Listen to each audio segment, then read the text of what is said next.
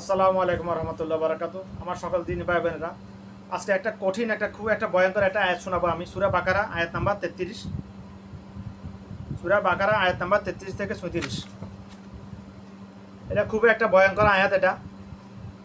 এখানে খুবই একটা ভয়াবহ কথা বলেছে আল্লাহ পাক। অর্থাৎ ইবলিশ কীভাবে আল্লাহ পাকের নির্দেশ অমান্য করে কাফের হয়ে গেছে। তো এই ইবলিশকে অনুসরণ কারণে আমরা মুসলমান করে জন্ম আদম সন্তানগুলো কীভাবে কাফের হয়ে যাইতেছে এই নিয়ে আল্লাহ এখানে কথা বলেছেন। ওয়াইজ কালা লিল মালাইকাতিস জুদু ইলা আদামা ফাসাজাদু ইল্লা ইবলিসা আবা ওয়াস্তাকবারা ওয়া কানা মিনাল কাফিরিন। আল্লাহ এখানে কি বলেছেন? আল্লাহ এখানে বলেছেন যে যখন আমি আদমকে সেজদা করার জন্য ফেরেশতাগণকে নির্দেশ দিলাম তখনই ইবলিশ ব্যতীত সবাই সেজদা করলো, সবাই আদমকে সেজদা লুটিয়ে পড়লো। সে নির্দেশ পালন করতে ইবলিশ আল্লাহ পাকের নির্দেশ পালন করতে অস্বীকার করলো এবং অহংকার প্রদর্শন করলো। ফলে সে কাফেরদের অন্তর্ভুক্ত হয়ে গেল। এখন এই আয়াতটা আমরা ওয়াজ শুনে আমল করা না জায়েজ না, তবে ওয়াজ মানুষ শুনে আমল করার চাইতে কালাম আল্লাহ নিজে পড়া সরাসরি পড়া বোঝা ওটা উত্তম। কেন? নিজে কালাম কোরআন মাজিদ দেখে পড়ে যদি অর্থসহ পড়তে পারে ওটা কলবে ঢুকে যায় সাথে সাথে।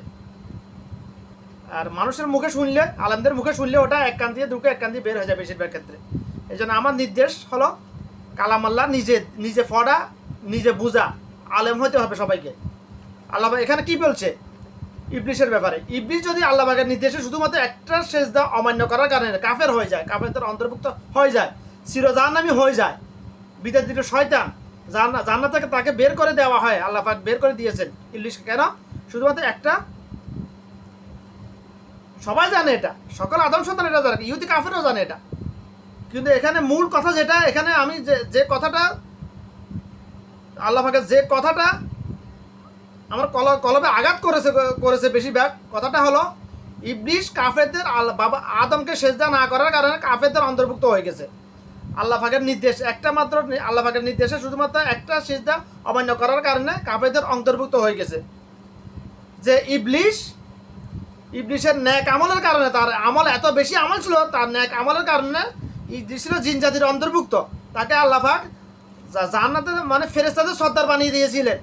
সে ইবলিশ যদি আল্লাহ পাকের শুধুমাত্র একটা সেজদা অমান্য করার কারণে চিরজাহান্নামী হয়ে যায়, কাফের হয়ে যায়, আল্লাহ পাক এখানে সরাসরি বলছে কাফের হয়ে গেছে, সে কাফেরদের অন্তর্ভুক্ত হয়ে গেছে। যে ইবলিশ সহিহ হাদিসে আছে, রাসূল সাল্লাল্লাহু আলাইহি ওয়াসাল্লাম বলেছেন আল্লাহ জমিনে এমন কোনো জায়গা নাই, ইঞ্চি পরিমাণ জায়গা নাই যেখানে ইবলিশের সিজদা পড়ে নাই। ওটা আল্লাহ পাক কোরআনে বলেছেন, রাসূল সাল্লাল্লাহু হাদিসে বলেছেন। হাদিস বলেন কোরআন, দুইটা আল্লাহ পাকের কথা। মূল পয়েন্টটা হলো এখানে আমি যে আমার কলবে যে ভয়টা ঢুকে গেল, যে বর্তমানে বেশিরভাগ আদম সন্তান নামাজ ছাড়ে দিলে ইমান চলে যায়, এটা স্বীকার করে না। এটা প্রকাশ্যে প্র্যাকটিক্যাল আমার প্রমাণ আছে। নাম ধরলে ফেতনা সৃষ্টি হয়ে যাবে, এই জন্য আমি নাম ধরে কিছু বলতে চাই না। আমি আরব দেশে আছি, ওখানে আমি দেখতেছি, আমি একেবারে শুরু হয়েছে এমন টাইমে আরবরা দোকানে সদাফাতি নিয়ে ব্যস্ত, হাফ প্যান্ট পরে মসজিদের সামনে থেকে চলে যাইতেছে, নামাজ না পড়তেছে না। একামত চলতেছে এমন সময় আরব দেশের মেয়ে লোক মার্কেটে কেনাকাটা নিয়ে ব্যস্ত, টেলারি দোকানে কেন্দুরা বাড়ানি নিয়ে ব্যস্ত। কি তুই আজানের সময়, নামাজের সময় তুই ঘর থেকে বের হওয়া তোর কেন প্রয়োজন জরুরি? আধা ঘন্টা হওয়ার পরে তো বের হইতে পারতি। তার মানে ওরা নামাজ পড়ে না। যে মহিলা মাগরিবের একামত শুরু হয়েছে এমন টাইমে ঘরের বাইরে ওই মহিলা কখনো নামাজ পড়ে না।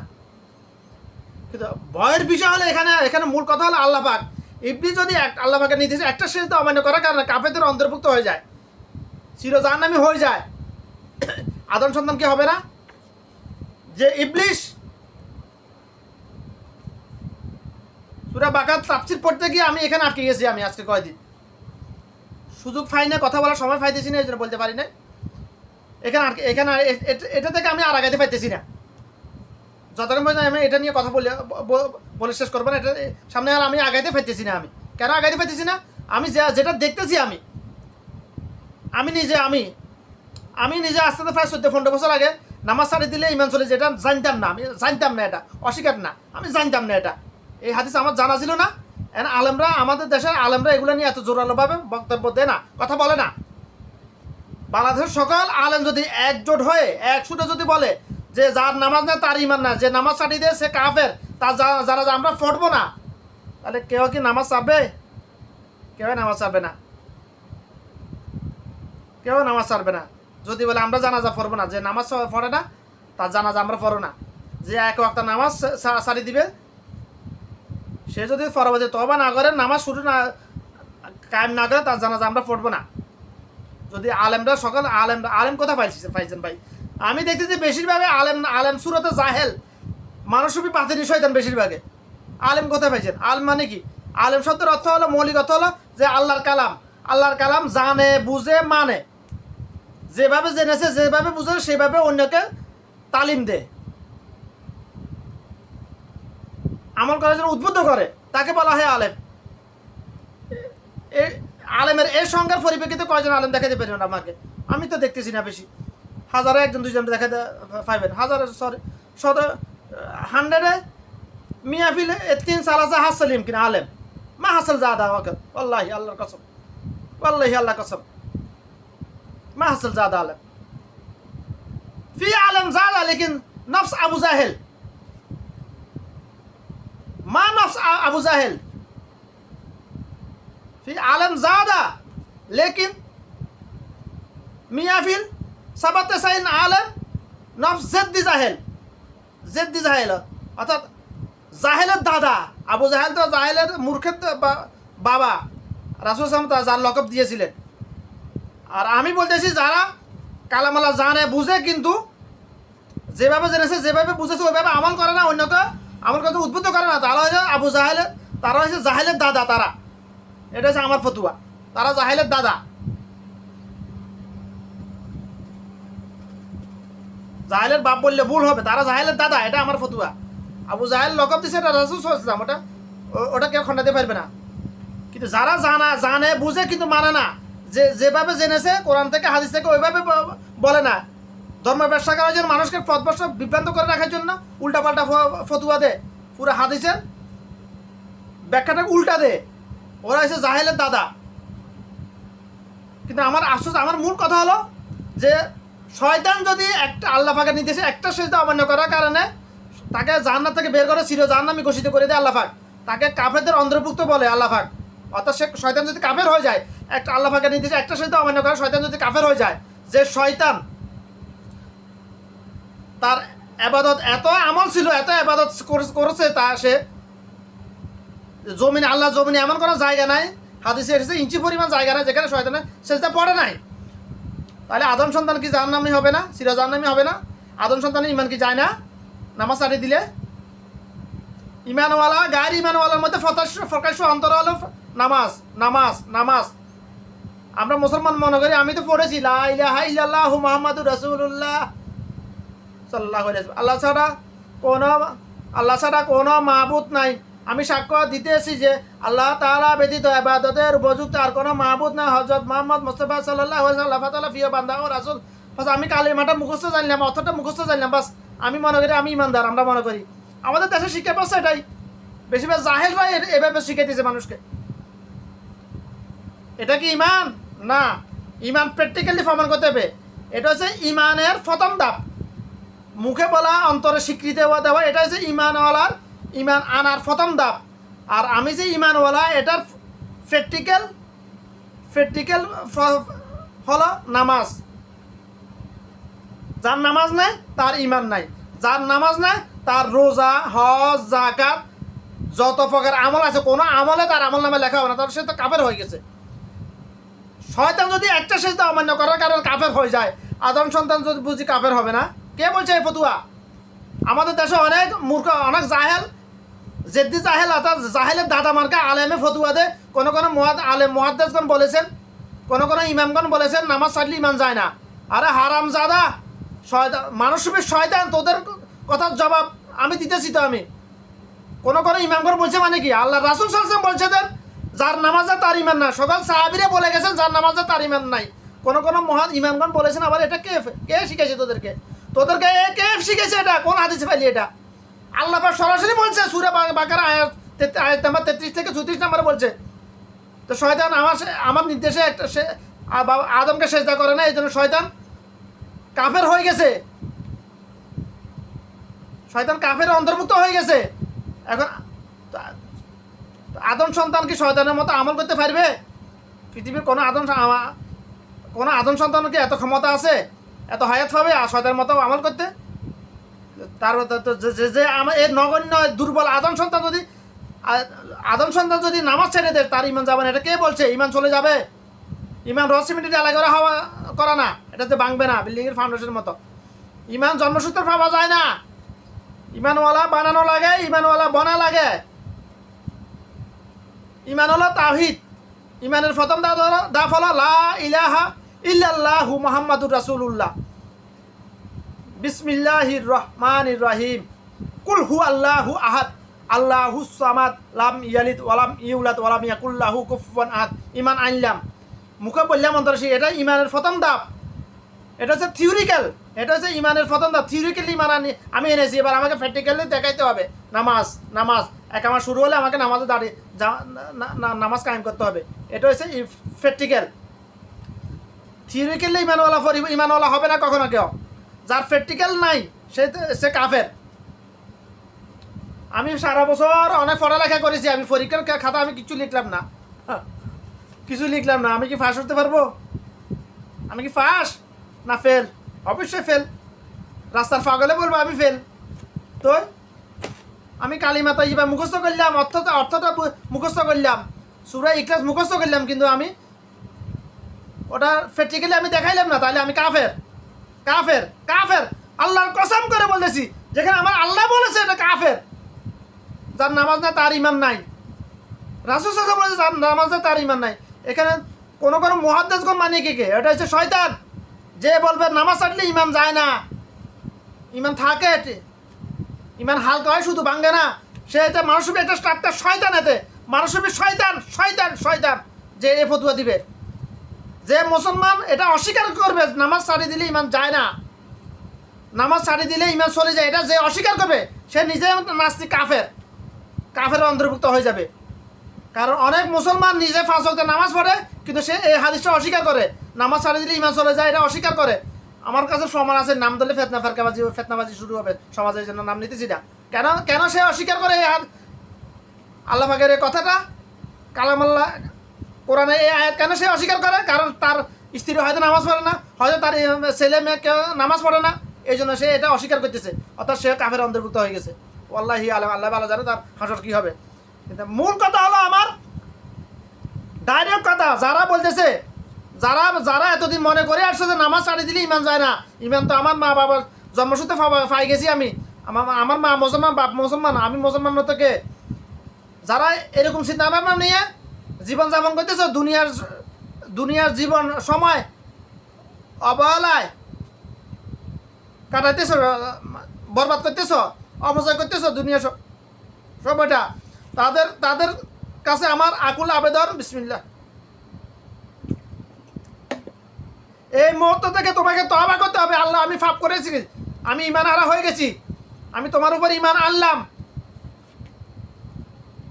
আনলাম। শুধু মুখে বললে হবে না, তাই প্র্যাকটিক্যাল এটা প্রমাণ করতে হবে যে তুমি যে ঈমান এনেছো আসলে এটা আল্লাহকে প্র্যাকটিক্যাল প্রমাণ দেখাইতে হবে। তার অর্থাৎ তোমাকে আজকের পর থেকে তুমি আর নামাজ ছাড়তে পারবে না। নামাজ ছাড়িয়ে দিছো তো ঈমান চলে গেছে, আবার তোমাকে ঈমান আনতে হবে, নামাজ কায়েম করতে হবে। নামাজ ছাড়িয়ে দিত ঈমান চলে গেছে, যার নামাজ না তার ঈমান নাই। কথা আমার না ভাই, কথা আমার না, আমি জাহেল, এই কথাগুলো আমার না, কথাগুলো আল্লাহ পাকের, কথাগুলো রাসূলুল্লাহ সাল্লাল্লাহু আলাইহি ওয়াসাল্লামের, কথাগুলো সাহাবীদের। ভাই, যেখানে আমি কোরআনে সরাসরি পাইছি, আমি কোরআন মাজিদ বুঝে তেলাওয়াত করার অর্থ হলো আল্লাহর সাথে কথা বলা, আল্লাহর সাথে কথোপকথন। এটা এই জন্য তালামুল ইলমি ফারিদাতুন আলা কুল্লি মুসলিমিন, দ্বীনি ইলম তলব করা প্রত্যেক মুসলমান নারীর উপর ফরজ। এখানে দ্বীনি ইলম বলতে বাংলাদেশের মানুষ যেটা বুঝে ওটা না, শুধুমাত্র কোরআন মাজিদ দেখে পড়া এটা না। এটা না, এটা দিনী এলেম নয়। দিনী এলেম হলো আল্লাহর কালাম বুঝা, জানা বুঝা মানা, এটা হলো দিনী এলেম। আল্লাহর কালাম জানা বুঝার মতো এলেম দেওয়া গ্রহণ করা, এটা হলো দিনী এলেম। জেনে বুঝে মানলে সে হবে মুসলমান। যে জানে বুঝে না সে হচ্ছে আবু জাহেল মার্কা, জেদ্দি জাহেল। যে জানে বুঝে মানে সে হচ্ছে সাহাবীদের নেয় মুসলমান। যে জানে বুঝে মানে না সে হচ্ছে মুনাফিক। হয়তো ইমান আছে কিন্তু মুনাফিক। ইমান থাকতে পারে, ইমান সরাসরি ইমান নাই, কার কলবে ইমান আছে না ওয়াল্লাহি আল্লাহ ভালো জানে। যদি প্রকাশ্য প্রমাণিত না হয় ইমান হারা হয়ে গেছে। কাফের বলা, মুসলমান করে জন্মের কোনো আদর্শ সন্তানকে কাফের বলা উচিত না কাউকে। সে কাফের হয়ে গেলে কাফের বলা উচিত না, যদি প্রকাশ্য প্রমাণিত না হয় জনসম্মুখে। যেখানে আল্লাহ পাক বলছে, যেখানে আল্লাহ পাক সরাসরি বলছে কোরআন মাঝে যে ইবলিস আমার নির্দেশে আদমকে সেজদা না করার কারণে জাহেলদের অন্তর্ভুক্ত হয়ে গেছে, কাফেরদের অন্তর্ভুক্ত হয়ে গেছে। কাফেরদের অন্তর্ভুক্ত হয়ে গেছে, তার মানে আদম সন্তানকে কাফেরদের অন্তর্ভুক্ত হবে না অবশ্যই। কারণ কাফের আর মুসলমানের মধ্যে প্রকাশ্য অন্তরে হলো ইমানওয়ালা আর গায়ের ইমানওয়ালা। যার ইমান এর মধ্যে প্রকাশ্য অন্তরে হলো নামাজ নামাজ নামাজ। রাসূল সাল্লাল্লাহু আলাইহি ওয়াসাল্লাম মৃত্যুর পূর্বে জীবনের শেষ মুহূর্তে কি বলে গেছেন? নামাজ নামাজ নামাজ, আসসালাত আসসালাত আসসালাত। আমার উম্মতেরা কখনো নামাজ ছেড়ো না, কখনো নামাজ ছেড়ো না। কেন বলেছে রাসূল এই কথা? যে নামাজ ছাড়িয়ে দিতে সেই তার ইমান চলে যাবে, কাফের হয়ে যাবে, তার সব আমল বরবাদ। এই জন্য আল্লাহ আর কিছু বলে নাই।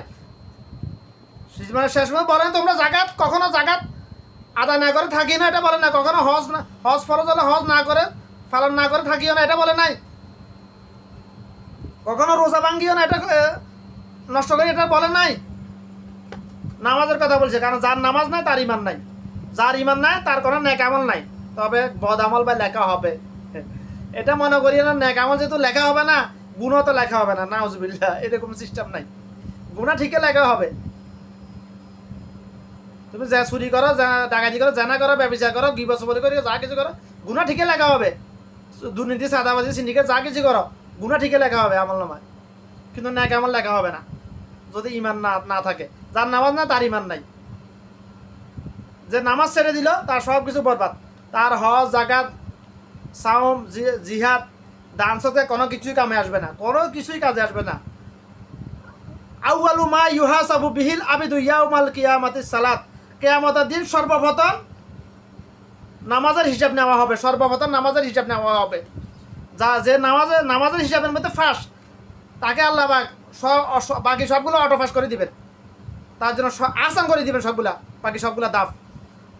নামাজের হিসাব হলো হাসরের দিন যখন আল্লাহ বান্দার হিসাব নিবেন, সর্বপ্রথম নামাজের হিসাব নিবেন, সর্বপ্রথম নামাজ। কেন নামাজের হিসাব নিয়ে রাসূল কেন বলেছেন নামাজ আমার উম্মতেরা নামাজ না নামাজ না? এই জন্য বলেছেন যে হাসরের দিন সর্বপ্রথম নামাজের হিসাব নেওয়া হবে। এই জন্য যে নামাজের হিসাব মধ্যে ধরা খাই যাবে, সে প্রত্যেকটা দাবি ধরা খাই যাবে, নাউজুবিল্লাহ। যে নামাজের হিসাবে ফাঁস হয়ে যাবে। যেমন আমরা পরীক্ষা ফার্স্ট আমাদের 100 মার্কের পরীক্ষা হয়, বর্তমানে কথা বলে জানি না, 100 মার্কের পরীক্ষা হয়। 50 মার্ক রাইটিং আর 50 মার্ক নৈর্বত্তিক। রিটেনে যদি 50 পাই যায়, নৈর্বত্তিকে 0 পাইলে আমি ফাঁস। নামাজ সেম একে রকমের আমল। যে আদম সন্তান নামাজে ফাঁস হয়ে যাবে হাসরের দিন, তার বাকি সবগুলা দাব আল্লাহ ফাঁস করে দিবে, যদি ইল্লা হাক্কুল, অর্থাৎ মানুষের হক ব্যতীত। এখানে আবার কথা আছে, আলেমরা কথা বলতে গিয়ে এ ফের কাটা বলে না, ফের কাটা বন্ধ করে না। এটা করলে এটা হবে, এটা করলে এটা হবে। যার জীবনের শেষ কালিমা লা ইলাহা ইল্লাল্লাহ, তো সে জান্নাতি, শুধু এটা বলে। আরে ভাই ঠিক আছে, অবশ্যই যার জীবনের শেষ কালিমা লা ইলাহা ইল্লাল্লাহ সে জান্নাতি। কারণ কোনো আদম সন্ততি সারা জীবন নামাজ পড়ে না, তবে সে যদি মৃত্যুর আগে যদি কালিমা পড়তে মুখ থেকে যদি বের হয়ে যায় লা ইলাহা ইল্লাল্লাহ, সে তার উপর জান্নাত ওয়াজিব। কিন্তু এত সহজ না, সে সারা জীবন নামাজ পড়লে না, তার মুখ থেকে অটোমেটিক আল্লাহ তাকে কালিমা নসিব হয়ে তাকে শয়তানের ফিতনা থেকে হেফাজত করার জন্য আল্লাহ ফেরেশতা পাঠাবে। এরকম এত সহজ না। এরকম সুযোগ কম, খুব কম, খুব কম। কারণ মৃত্যুর ফেতনায় পতিত হবে প্রত্যেক আদম সন্তান, প্রত্যেক আদম সন্তান মৃত্যুর ফেতনা, নবী রাসূল ব্যতীত প্রত্যেক আদম সন্তান মৃত্যুর ফেতনায় পতিত হবে হবে হবে।